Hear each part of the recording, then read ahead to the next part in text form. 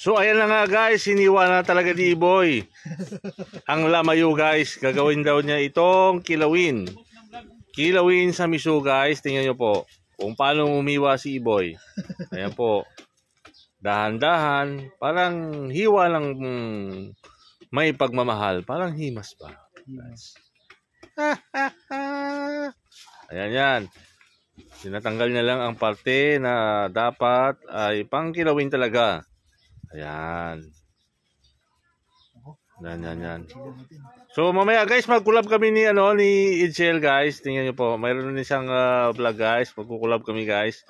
Ang kukolab namin ay passion naman. Passion naman kami, magbabading-badingan kami mamaya. Yan. Oy, mataba siya guys. Tingnan niyo po.